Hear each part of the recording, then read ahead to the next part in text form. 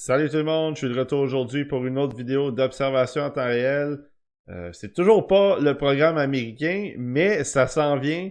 Il y a un match qui a été mis sur notre plateforme. Je l'ai téléchargé, donc c'est le prochain match qu'on va faire sur la chaîne après celui-ci. Mais en attendant de voir le programme, j'ai décidé de m'attaquer à un jeune que moi j'aime bien. Personnellement, un petit défenseur à caractère quand même offensif qui a quand même fait tourner les têtes un peu cette saison. On en a parlé souvent dans nos podcasts, dans nos listes de mi-saison et préliminaires. Puis c'est Thomas Galvis, donc c'est un défenseur tchèque qui joue en Tchéquie justement, dans la Extraliga. Puis je trouvais que on a souvent parlé là, dans les podcasts à quel point ce jeune-là était bon offensivement, puis il était peut-être meilleur que même certains qu'on avait nommés dans nos top 32, donc Cole Hudson entre autres. Euh, puis les deux se comparent quand même bien, ce sont des plus petits gabarits, des gars qui sont mobiles, qui ont des bonnes visions du jeu en général, qui aiment bien faire progresser la rondelle vers l'avant. Puis Galvis, l'avantage qu'il a, lui, c'est qu'il joue avec des hommes. Donc, la Ligue de la Extraliga, c'est la Ligue professionnelle en Tchéquie. Puis Galvis, lui, a déjà cet avantage-là de se mesurer à des joueurs qui sont déjà aguerris, qui ont de l'expérience, qui sont plus gros même que certains joueurs que le programme américain va affronter, comme les jeunes de la USHL notamment. Donc, c'est intéressant parce que sur sa fiche de Elite Prospects, il est listé à 5 pieds 10 et 148 livres. J'ai l'impression que son gabarit et son poids se tend un peu plus vers le 165 à l'œil comme ça. Évidemment, je suis pas à côté de lui avec ma balance, là, mais à l'œil, il a l'air un peu plus gros que ça. Ça me fait penser un peu à Mishkov l'année passée. Donc, j'ai décidé quand même de vous le présenter. Je sais qu'il y a certaines personnes sur la chaîne qui écrivaient des fois en commentaire. C'est intéressant de voir des joueurs qui sont pas nécessairement dans le top 10, dans le top 15. Pour moi, Yalvis, c'est un joueur qui était très près de mon top 32 et qui est pas encore exclu de mon top 32 quand je vais faire ma liste finale. Donc, ça me tentait de le regarder avec vous, puis peut-être en même temps vous permettre de le découvrir. Ça va être une vidéo plus courte parce que c'est ces trois derniers matchs en fait dans l'Extraliga. Il est rendu qu'il joue dans le U20 maintenant, dans les séries de la Tchéquie, mais U20. Mais je voulais quand même regarder ces trois matchs en Extraliga chez les professionnels avec des hommes. Ces trois matchs de série. Donc le premier, c'est le 3 mars et le deuxième, c'est le 19 et 20 mars. Donc c'est quand même, ça fait un petit bout de temps, mais en même temps, c'est pas si loin que ça. Donc on se laisse avec la vidéo sur Thomas Galvis. Donc, premier match de la vidéo de Thomas Galvis, c'est contre HC Plzeň. Là, vous me pardonnerez encore une fois, mais mon accent qui est pas tchèque ou russe ou etc. Là, toutes les ligues qu'on croise. Thomas Galvis, numéro 79 dans les blancs, qui a la rondelle en ce moment. Je voulais te mettre un petit revirement là-dessus quand même, ça passe, c'était pas très bonne, mais euh, je parlais en intro que c'était un jeune qui faisait progresser la rondelle quand même pas mal, c'est qu'il avait montré des qualités offensives intéressantes pour un jeune admissible au repêchage qui joue dans l'Extraliga avec des hommes. Mais ça a été quand même intéressant de le voir cette année sur l'aspect défensif. C'est que Galvis, même s'il est plus petit, il est quand même pas mauvais physiquement, dans le sens que c'est pas un gars qui brasse puis qui est très violent devant le filet puis le long des bandes, mais pour son gabarit, je trouve qu'il se défend quand même bien. Puis il est capable aussi d'absorber les contacts. Et ça me fait penser un peu à Lane Hudson. Puis là, encore une fois, c'est pas une comparaison un pour un, mais Lane Hudson, c'était un peu ça aussi, sa force, c'est que malgré son petit gabarit, il était capable d'absorber les contacts. Il avait un centre de gravité très bas, donc ça lui permettait de protéger la rondelle en quelque sorte. Puis Galvis, il réussit quand même à le faire. Euh, Puis si vous vous souvenez, vous l'avez peut-être vu au championnat mondial de hockey junior, quand Adam Irichek s'est blessé dès le premier match du tournoi pour la Tchéquie. c'est Galvis qui est venu en relève. Et moi, personnellement, j'ai trouvé qu'il y avait eu un bon tournoi. Encore une fois, pour un jeune de 17 ans qui arrive, qui joue dans une équipe. La Tchéquie, c'était quand même une bonne équipe, mais c'est un tournoi qui est quand même pour les 19 ans. Mais je trouve que c'est quand même bien débrouillé. Puis vous allez peut-être voir justement ses instincts offensifs un peu plus en profondeur dans les matchs. Puis c'est ce genre de choses-là qui, moi, m'intéresse parce que je me dis s'il peut au moins prendre un peu de gabarit, il y a quand même un bel aspect côté défensif. Puis là, ben, son équipe vient de marquer, donc ça, il y a déjà ça de réglé. Donc c'est ça. Donc pour lui, je pense qu'il y a quand même une belle capacité de développement.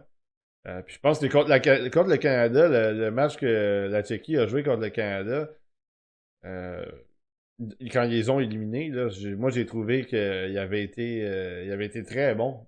Il n'avait pas donné beaucoup d'espace à plusieurs bons joueurs. Il avait vraiment bien paru. Donc, c'était des gens encourageants à ce moment-là, au mois de janvier, puis ça s'est poursuivi par la suite. Donc, c'est un jeune que nous, on va continuer à surveiller, évidemment. Puis, j'ai bien hâte de voir où on va l'avoir, les boys, dans notre top 32. Puis, ça va être intéressant aussi de voir, que vous puissiez regarder nos petites déclarations, nos petites quotes là, dans le guide, voir un peu quel genre de joueur nous, on pense qu'il est. Là. Donc, vous voyez, ça fait, tu sais, on l'a vu un petit peu, là, quelques petites sorties de zone déjà depuis début du match. Rien de très spectaculaire, mais quand même, faire attention avec la rondelle. Puis, ben, encore une fois, des petites sorties de zone très simples, rien de trop compliqué, puis juste pour faire progresser le jeu.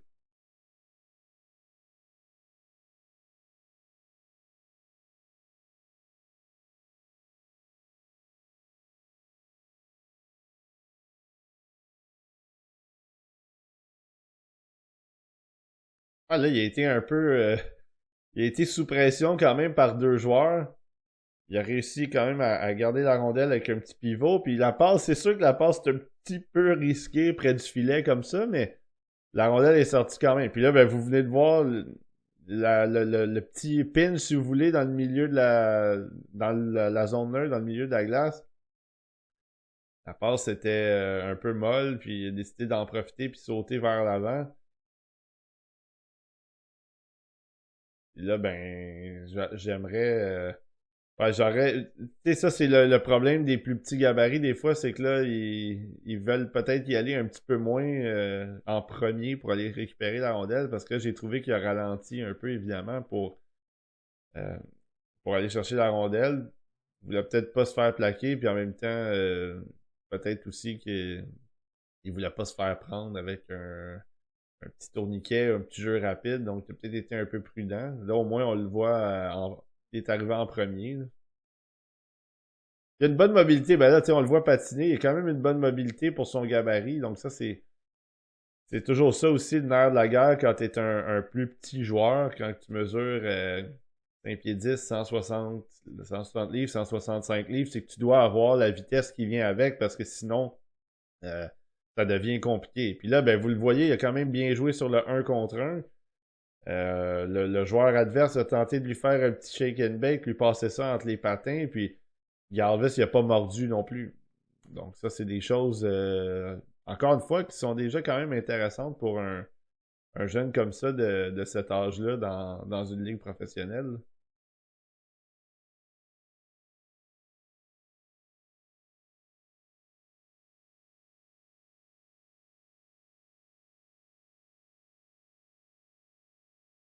Pénalité à Adam Benyak, si vous avez vu. Adam Benyak, j'en parle rapidement, c'est un espoir qui est quand même à surveiller pour 2025. Donc c'est un jeune qui est moi qui est dans ma première ronde 2025. Là, je sais que c'est très préliminaire, là. Mais oui, en ce moment, c'est un des joueurs qui fait partie de mon top 32 pour 2025. Euh, donc, à surveiller. Maintenant, sur l'avantage numérique, on voit ben, justement Galvis. qui est capable de justement piloter un peu cet avantage numérique-là. C'est pas. Moi, je trouve que c'est pas le gars qui a le lancé le plus foudroyant, là, Galvis. Mais j'aime la façon dont il distribue les rondelles et j'aime la façon dont il amène les rondelles au filet. Donc, encore une fois, c'est pas toujours de démolir la rondelle puis vraiment essayer de la faire traverser là, à travers le filet. C'est vraiment de placer les rondelles pour que ses coéquipiers puissent la faire dévier pour que puissent faire pour avoir la vue voilée, donc faire le screen en guillemets pour faire dévier, prendre des retours. Donc ça, c'est des choses que moi j'aime beaucoup chez les défenseurs. Un bon tir sur réception vif et puissant, ça, moi j'adore ça, il n'y a pas de problème.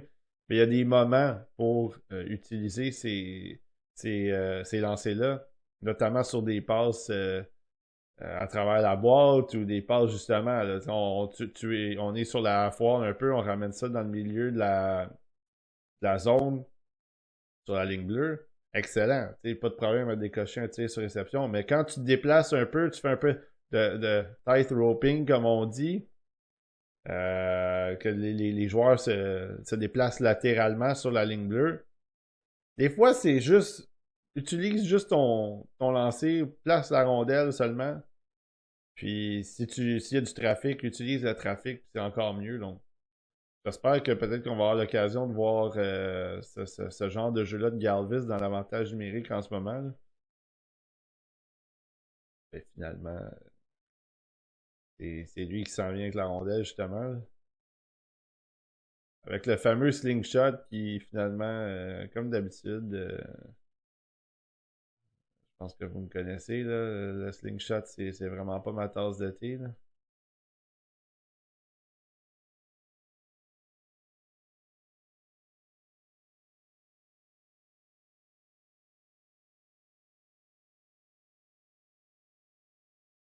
Encore le petit jeu rien de compliqué. Passe ça à l'arrière pour son coéquipier qui passe ça à un autre coéquipier, puis la rondelle aurait dû sortir de la zone. Là.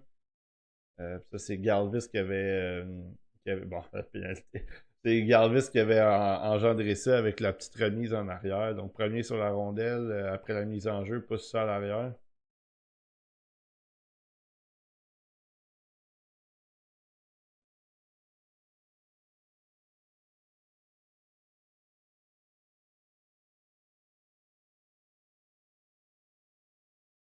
Une fois, là, sur le patin de reculon, bon, exact. Il n'y a pas. Il est vraiment pas. Il est pas mauvais non plus dans son jeu défensif. Là, donc, ça, c'est quand même quelque chose qui est pas à négliger. Là. Voilà, son coéquipier vient de mettre l'équipe dans le pétrin. Là.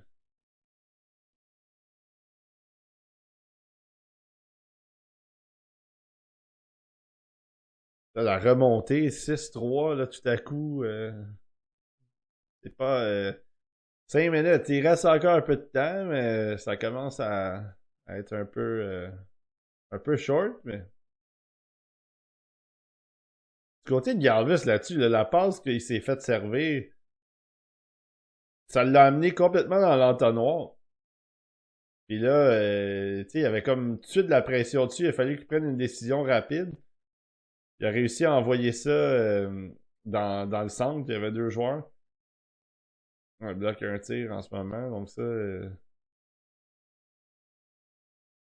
va le prendre aussi de son côté. Mais ensuite, la passe qu'il a faite, la passe qu'il a faite ensuite de ça, qui était un peu molle, ça, c'est sûr, ça vient un peu plus de sa faute à lui. Mais c'est la différence des fois dans ce niveau, même si c'est professionnel, des fois le niveau de jeu, l'exécution, elle est pas mal différente de qu'est-ce qu'on peut s'attendre dans la Ligue nationale. Fait que ce genre de jeu-là, je pense pas que dans la Ligue nationale, le joueur va mettre Galvis dans le pétrin comme ça. Mais bon, vous avez vu, donc ça a terminé le match de son côté. Match somme toute tranquille, côté offensif. Il a créé quelques petites choses, mais rien de très spectaculaire. Euh, Malgré tout, je pense qu'on a vu certaines de ses petites qualités avec la rondelle, les sorties de zone, les petites passes pour justement essayer de faire quitter la rondelle du territoire. Euh, on l'a vu un peu en avantage numérique très brièvement. Donc ça a été c'est quelque chose peut-être qu'on j'aimerais qu'on le voit un peu plus dans les prochains matchs, mais sinon, c'est ça. C'est un match dans l'ensemble qui est quand même bien. Puis on l'a vu aussi, même si, encore une fois, c'est du professionnel, il s'est pas fait prendre souvent en défensive, pas commis tant de revirements. Sous pression, il a quand même réussi à effectuer quelques jeux. Donc ça, c'est intéressant de son côté. Puis on va aller voir le deuxième match. Deuxième match de la vidéo de Thomas Galvis, c'est contre le HC Sparta Praha. Donc c'est Prague, évidemment. Euh, Galvis et Liberec sont encore en blanc. Numéro 79 pour Galvis, qui n'est pas dans l'écran en ce moment. Et là, qu'on vient de voir apparaître sur le reculon. Bon petit jeu de bâton ici pour amener le joueur dans le coin. Ensuite de ça, il utilise son corps quand même pour essayer de l'empêcher de continuer. Et puis là, ben là, c'est sûr que le jeu physique là-dessus est un petit peu moins impressionnant sur le coin de la zone, dans le coin de la zone, mais utiliser quand même son bâton. Puis il a utilisé aussi un petit peu d'intensité, de ténacité pour faire sortir la rondelle. Donc ça, au moins, quand tu as pas cet aspect physique-là, au moins continuer à travailler. Puis dans son cas, il l'a fait. Là, il a commis un petit jeu. La rondelle, elle l'a semblé surprendre un petit peu.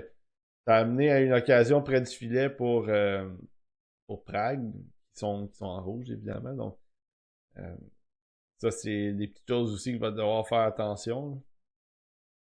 Donc là, je comprends, c'est 2-0 dans la série pour Prague, justement, le Sparta Praha. Là. Donc ça, c'est...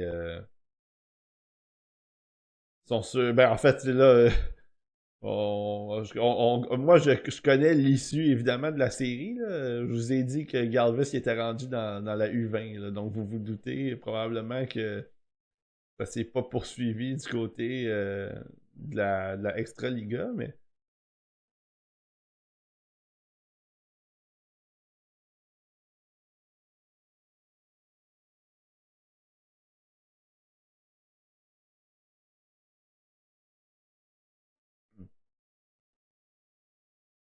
Ouais, là, ça...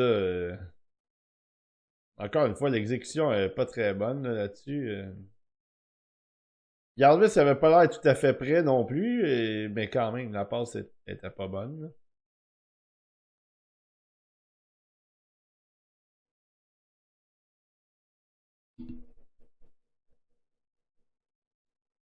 Ouais, là, c'est un autre revirement.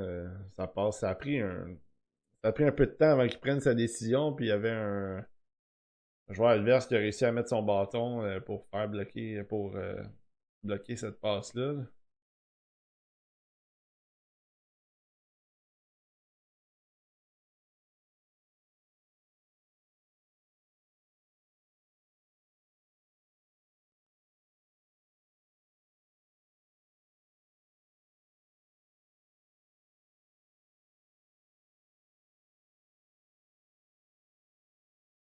Il a gardé son positionnement là-dessus, il a gardé son joueur.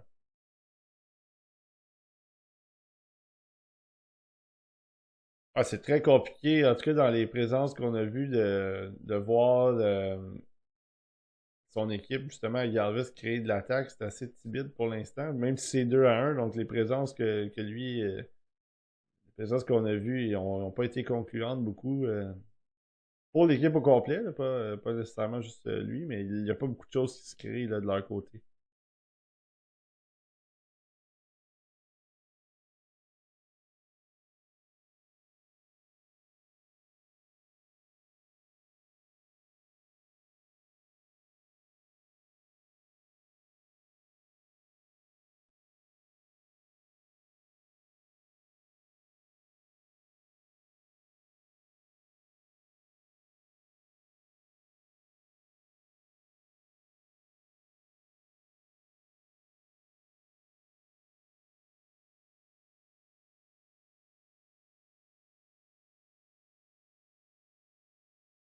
il est prêt, des fois, il est prêt à recevoir une passe, mais la passe vient pas, puis là, il est obligé de comme un peu rebrousser chemin. Là, sa passe à lui, il a été un peu chanceux qu'elle elle a touché le patin, mais la rondelle est pas.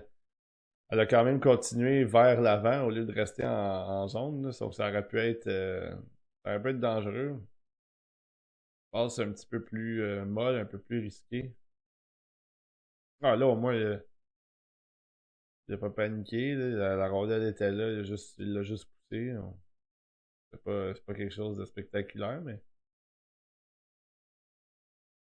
Ah, j'ai aimé là-dessus, par exemple, qu'il ait mis un petit peu de pression, le petit pinch un peu agressif, là. Quelle belle évasion là-dessus. Petit pinch agressif, puis vous avez vu, il y a un bon coup de patin, donc il a réussi quand même à maintenir sa position, puis ensuite de ça, aller chercher la rondelle, la petite agilité, puis euh, les mains. Tu sais, c'est sûr, encore une fois, c'est pas Queen News, là, comme on dit, mais sauf que quand même, euh, ça, c'est des habiletés qu'il y a des défenseurs un peu plus à caractère défensif qu'on voit moins souvent, là. Donc, quand tu peux te sortir un peu d'embarras comme ça, ça permet de relancer l'attaque, ça permet de sortir la zone, c'est ce qui est arrivé, là. Ouais, là, il y avait possiblement deux options. Une option à côté de lui, près de la bande, une option en arrière du filet, du reverse, sauf que il a décidé de garder la rondelle puis de l'envoyer sur la baie vitrée pour faire sortir la zone. Donc ça, encore une fois, le travail a été fait de ce côté-là. Petite perte de possession, mais quand même, au moins le but premier était là. Donc la rondelle est sortie de la zone.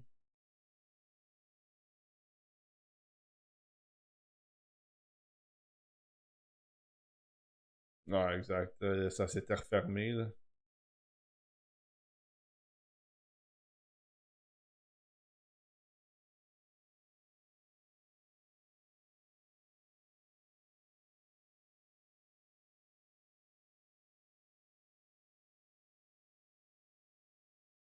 Ouais, ça c'est. Ouf, c'était pas une passe.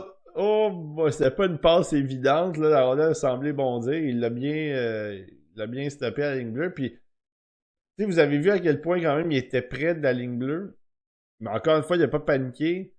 La passe de l'autre côté qui a mené à un tir, ensuite de ça, le retour a presque été envoyé devant le filet, dans le filet. Donc, ça a été une autre séquence où est-ce que là, on a pu voir à quel point, quand même, il était en contrôle avec la rondelle.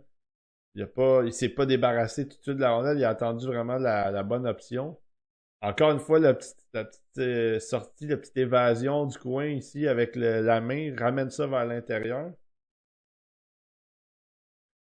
C'est sûr que arrange-toi pas pour perdre la rondelle, mais quand même.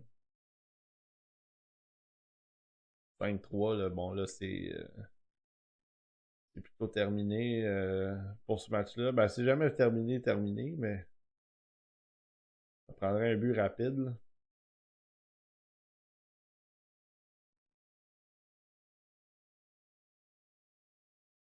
Ouais, là, il s'est fait prendre un petit peu, évidemment, à pousser vers l'avant. Ça, c'est normal aussi, là, à 5-3.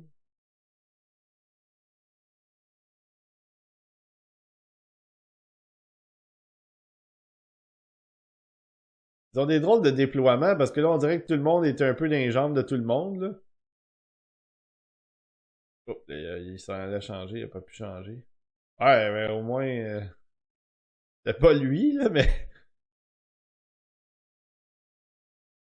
une bonne mise en échec de son coéquipier. Mais je pense que c'est ça, là. De toute façon, il a eu le temps de changer finalement. Fait que le match. Ça se termine une échauffourée en fin de match. Donc, ouais, il avait eu le temps de changer. Je pensais que c'était lui qui avait appliqué la mise en échec. Mais non, c'était son coéquipier. Donc, ça a été un match plus tranquille. Celui-là pour Galvis. Quelques petites séquences, encore une fois, où on l'a pu le voir travailler dans sa zone. À l'attaque, ça a été assez timide, par exemple. On n'a pas vu beaucoup de séquences où est-ce qu'il a vraiment pu s'installer à l'attaque, il a vraiment pu se faire valoir. Le petit jeu à la ligne bleue qui a été quand même bon. Ensuite de ça, ben c'est ça, défensivement, quelques petits revirements, mais en même temps aussi, il a réussi à des fois se sortir de situations embarrassantes, garder le contrôle de la rondelle, garder la possession de la rondelle. Donc ça a été match un petit peu plus tranquille, puis évidemment, là, ils ont perdu en plus de ça, donc c'est sûr que des fois, c'est un peu plus difficile de ressortir quand que ton équipe perd. Des fois, ça va moins bien, tu forces un peu le jeu, mais bon, en tout cas, dans son cas, ça a été un match encore une fois assez moyen, euh, mais, euh, mais il a quand même été pas si pire. On a pu voir quelques petites séquences intéressantes. Donc, on va aller voir le troisième match, troisième et dernier de la vidéo de Thomas Galvis. Donc, troisième et dernier match de la vidéo, c'est encore une fois, bien évidemment, contre Prague, encore une fois. Numéro 79, Galvis, c'est lui qui a la rondelle en blanc. Euh, Belle sortie de zone, belle entrée de zone aussi. La passe, je pense qu'il aurait pu avoir une pénalité là-dessus. Les arbitres ont laissé aller. Et puis là, ben là, Galvis, j'espère que c'est annonciateur de son match. Là. Il semble, du côté offensif, semble en vouloir un peu plus. Et puis là, malheureusement, malheureusement, il y a eu un revirement le long de la bande. Ça a amené un 2 contre 1. Puis là, ben, ils se sont fait scorer. Fait que ça va bien. Mais oui, donc j'espérais que ça soit un peu annonciateur de la performance de Galvis dans ce match-là. Quoique c'était pas nécessairement de sa faute à lui, là, je veux pas non plus. On peut pas non plus tout lui mettre la faute parce que la rondelle, ensuite de ça, est allée le long de la bande à un coéquipier, puis l'erreur est venue de là aussi. Mais bon, ça part raide, là, beaucoup d'action dans les premières présences, tant à l'attaque qu'en défensive. Mais là, au moins, vous le voyez, il se fait pas. Tu sais, encore une fois, il a gardé le joueur devant lui. C'est pas fait déborder tant à l'extérieur qu'à l'intérieur. Oui, le joueur il a réussi à revenir euh, vers son revers, à ramener ça un peu plus vers le filet, mais c'était pas dangereux en ce qui me concerne. Galvis, il a bien appliqué les freins, il a bien bougé avec lui. Puis la rondelle est restée. Est toujours resté. Il était toujours près de la rondelle, dans le fond. Là.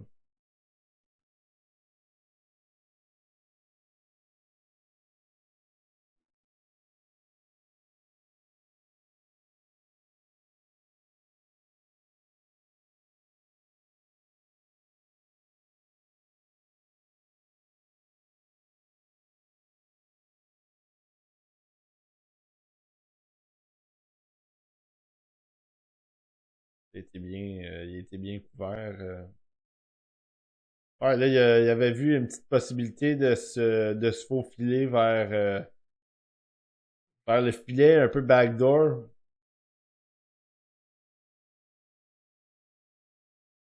Encore une fois, là, il a été impliqué dans la zone.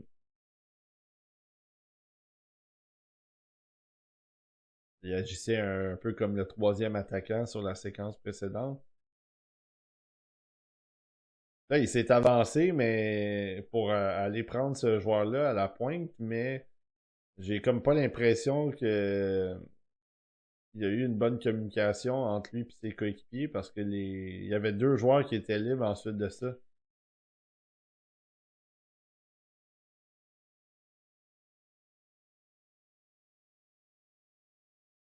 Il va pouvoir changer.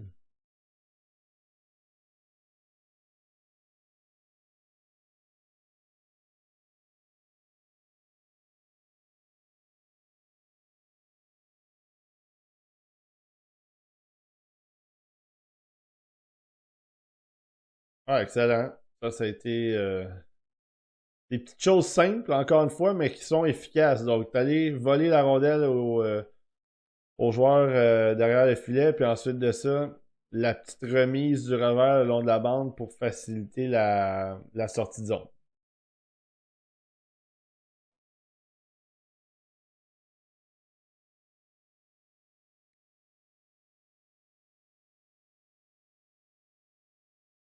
Ah, j'aime au moins le fait qu'il se fasse pas nécessairement prendre. à contre-pied défensivement ou qu'il reste près du joueur qui doit surveiller. Donc ça lui permet de quand même être solide défensivement. Il est pas du côté défensif, il est pas en train de toujours courir après la rondelle ou essayer de se repositionner ou quoi que ce soit. Là. Je trouve il est quand même efficace, il est quand même aux bons endroits. Il suit bien le jeu quand même, donc ça pour l'aspect défensif, je pense qu'on l'a quand même vu un peu. Tu sais, oui, ça n'a pas été parfait, mais je pense que dans la vidéo en tant que telle, on a vu quelques petites séquences défensives qui étaient intéressantes. Là, ouais, là, c'est ça. Là, ça lui prend. Faut qu'il y ait une passe. Là. Déjà que la première fois, il aurait dû la recevoir. Là, ça a pris du temps. Mais... Ah, ça, et là j'aime la combativité là-dessus. Utilise les patins aussi, utilise son corps. Là. Et c'est lui qui se bataille avec deux autres coéquipiers. Donc ça j'aime ce que je vois là de Galvis parce qu'encore une fois, c'est pas nécessairement parce que t'es plus petit que tu dois te laisser bousculer, tu dois laisser tes adversaires récupérer les rondelles. Là, applique une petite mise en échec aussi en même temps. Bon, donc on va vouloir un changement probablement.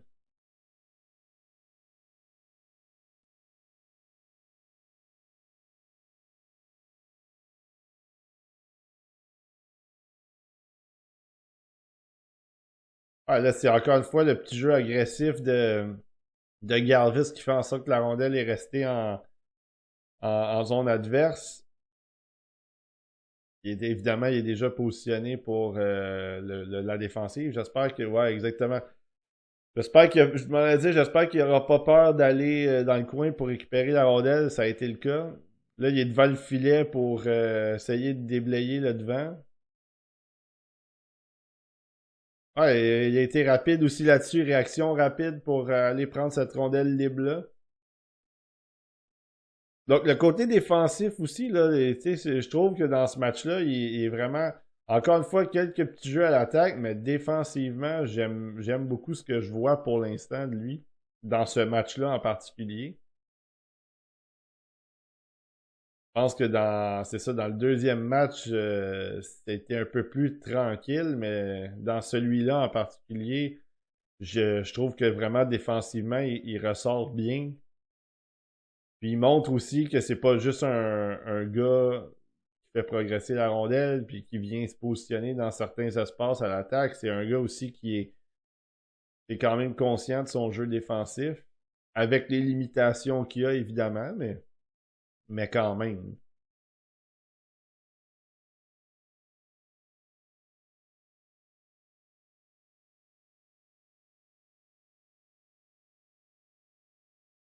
Bon, là, se sont fait prendre un petit peu devant le filet, mais le gardien fermé la porte.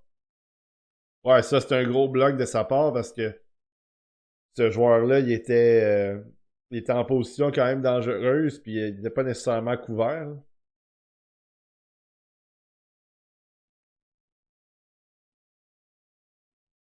Ils sont un peu plus embouteillés là, dans leur zone, par exemple.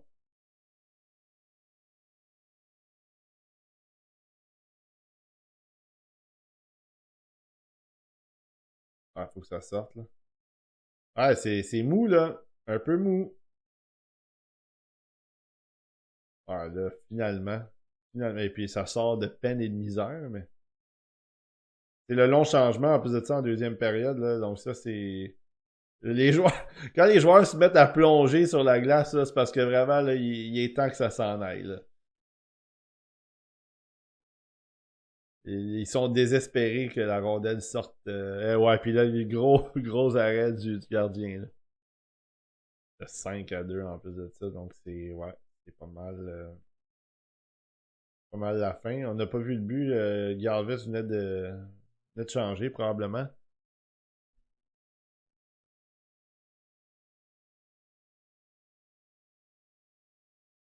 45 secondes à faire, donc ouais, c'est un autre bloc, un autre tir bloqué ici de Galvez quand même. Puis là, ben, on donne la rondelle. Donne-lui la rondelle, mais de toute façon, vous allez. Ouais, c'est ça. Ils vont rester en arrière, puis malheureusement, ça va se terminer comme ça. Donc, ça va se terminer leur saison comme ça aussi. Du côté de Galvis, c'est Liberet. Donc, Billy Tigri Liberet. C'est la fin pour eux. Ouais, donc dans ce cas-là, encore une fois, dans ce match-là, je pense que c'est c'est pas nécessairement l'attaque qui est ressortie du côté de Galvis, même si encore une fois, c'est pas parce qu'il a pas rien fait à l'attaque. Je pense que c'est juste que il y a un rôle peut-être un peu plus limité. Bien évidemment, pas peut-être. Il y a un rôle plus limité avec l'équipe de Liberec dans l'Extra-Liga. Mais il a réussi quand même défensivement à bien ressortir dans ce match-là, comme je le mentionnais. Je pense que si encore une fois, il y avait des fois, il y a des petits doutes par rapport à des petits défenseurs. Mais tu sais, un gars comme Galvis vient de montrer que oui, c'est sûr qu'il y a des limites et que ça peut être compliqué par moment à cause du gabarit, mais il y a moyen de travailler puis il y a moyen d'être efficace quand même. Puis je pense qu'on l'a vu dans ce match-là. Même si, encore une fois, c'était pas il s'en va pas gagner le trophée Norris, mais je pense que dans une équipe, si tu peux amener ce jeu offensif-là, cette intelligence offensive que lui a, puis ensuite de ça, tu viens complémenter ça avec un jeu défensif qui est solide. Et si tu te développes bien, tu peux avoir, tu sais, il y a une possibilité d'avoir une place dans la Ligue nationale pour des défenseurs comme ça. Tout dépend du développement puis de la façon aussi dont eux ils abordent les matchs. Puis je pense que Galvis il a l'air d'un jeune dans les matchs qu'on voit où il a pas peur du contact, puis il a pas peur d'amener ça justement le long de la bande, puis bousculer un peu. Donc après, c'est ça. C'est not the size of the dog in the fight, it's the size of the fight in the dog. Donc c'est ce que je dis des fois, des fois tu as le cœur gros, plus gros que toi en tant que tel, puis c'est là que ça vient t'aider pour la suite. Donc ce sera à vérifier dans son cas, mais je trouve que dans ce match-là, ça a été un petit peu mieux que le deuxième match, même s'ils ont perdu là encore, mais je trouve qu'il a été meilleur. Donc ça conclut la vidéo, les trois matchs pour la vidéo de Thomas Galvis. Ouais, donc c'était la vidéo d'observation de Thomas Galvis, un défenseur tchèque plus petit gabarit, mais moi, qui m'intéresse quand même beaucoup. Tu sais, le top 32, c'est pas impossible. La deuxième ronde, c'est sûr et certain. De la manière que moi, il est situé dans ma liste, tu sais, il y a aucune chance qu'il sorte de la deuxième ronde. Là. Ça, c'est à 100%, à 1000%. Top 40, probablement. De la manière que moi, je l'avais placé, bon, il était, spoiler alert, il était 34e à ma liste de mi-saison. Puis, il allait dans la bonne direction. Il était proche du top 32. J'ai vraiment eu des questionnements pour les rangs 31, 32 dans ce coin-là. Puis en même temps, il y a des gars en arrière de lui aussi qui sont bons, qui ont continué à progresser. Donc, il peut baisser aussi par la force des choses, mais je pense qu'il est dans un range où est-ce que ça me surprendrait qu'il glisse vraiment hors de mon top 40, ou en tout cas, s'il glisse hors de mon top 40, ça va être sur la fesse, comme on dit. Donc, du côté de Thomas Galvis, bon, là, c'est ça, il a joué des matchs en U20. Là, j'ai pas vérifié dernièrement si sa saison était terminée en U20. Je sais pas si j'ose croire qu'on va le voir au U18. J'ai pas sa date de naissance exacte en tête, mais j'ai l'impression qu'on va le voir au U18. Donc ça va nous donner une autre occasion, si c'est le cas, de le regarder. Encore une fois, dans une compétition internationale avec des joueurs de son âge, une compétition relevée. Donc je pense que il y aura tout à gagner, encore une fois, dans ce tournoi-là s'il participe.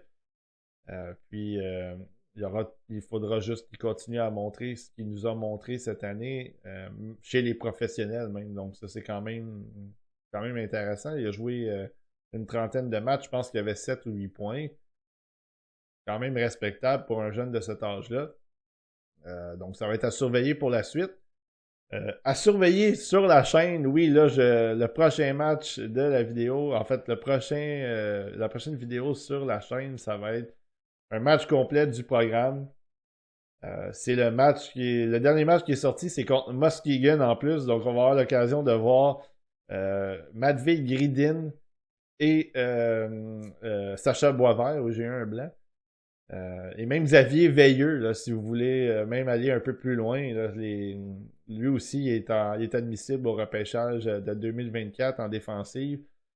Donc on va pouvoir regarder ces joueurs-là et évidemment toute la panoplie de joueurs du programme américain, dont mon boy Cole Eiserman et dont le possible premier choix en 2025, James Higgins, qui est très spectaculaire puis il est sur une solide séquence en ce moment. Là, j'ai pas regardé les derniers matchs, évidemment, parce que comme je le mentionne, on avait pas de match sur la plateforme, mais il roule, de ce que j'en lis là, sur Twitter, il roule pas mal ces temps-ci.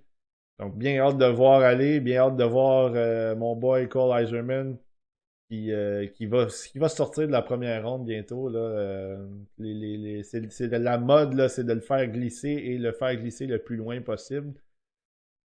Donc, peut-être que le Canadien aura la chance de le récupérer avec son choix de début de deuxième ronde. Donc, tant mieux. Mais oui, blague à part, donc c'est ça. Ça va être la prochaine partie qu'on va regarder. Une seule, parce que évidemment, comme je le mentionne, c'est beaucoup de montage. C'est environ 2 heures pour regarder le match. Un autre 2 heures pour le montage et plus, même des fois. Donc, c'est pas évident. Ça va être sur la chaîne. Et ensuite de ça, il va me rester quelques petites vidéos de joueurs. Je sais qu'il y en a certains qui m'ont proposé des noms. C'est les joueurs de la CHL, c'est toujours compliqué, malheureusement. Moi, je les regarde évidemment en solo. Là. Je regarde les matchs complets de mon côté, puis on le fait tous là, parce que c'est difficile de faire du montage pour ces matchs-là. Mais on m'a soumis quelques noms intéressants. Je sais qu'Emile Hemming a été mentionné. On en avait parlé. On en avait fait une vidéo avec Seb Gagné euh, pour les Patreons de TSLH. Peut-être que je vais en faire une justement pour la chaîne aussi. Donc, ça serait peut-être un candidat qu'on puisse le revoir. C'est un joueur qui avait monté dans ma liste. Qui avait monté je pense que c'était 26 à 20 dans ma liste de mi-saison. Donc, évidemment, c'est peut-être un joueur qui vaudrait la peine de surveiller. Et puis, il va me rester quelques vidéos à faire. Je vais essayer de faire peut-être un petit retour sur le U18, mes impressions, qui a ressorti, qui a moins ressorti. Puis, vers le mois de mai, ça va terminer un peu mes vidéos. Peut-être je vais essayer de vous proposer peut-être certaines choses différentes. Est-ce que, tu sais, un mock draft, est-ce que des cibles potentielles à certaines rondes pour le Canadien, disons, des sleeper picks, des joueurs que moi j'aime bien, qui vont peut-être sortir un peu plus tard? Euh, est-ce que des choix potentiels pour le Canadien en fin de première ronde avec la sélection des Jets? Ça sera à vérifier. Des discussions un peu. Peut-être mettre ça live aussi en même temps, nous permettre à tout le monde, si vous voulez interagir un petit peu en même temps, poser des questions, on va jaser un peu. À surveiller. Mais ça va être ça le programme pour les prochaines semaines. Puis évidemment, je vais prendre la petite pause au mois de mai pour justement préparer mon top 32 et faire les vidéos et mettre ça en ligne au mois de juin pour qu'on puisse lancer le dernier droit, si vous voulez, avant le repêchage, puis l'apparition de notre guide et du War Room aussi de TSLH. Donc, surveillez pour la suite. Donc, merci encore d'être là tout le temps. Puis, j'apprécie les commentaires, j'apprécie les likes, les partages, peu importe. Et d'ici là, on se dit à la prochaine.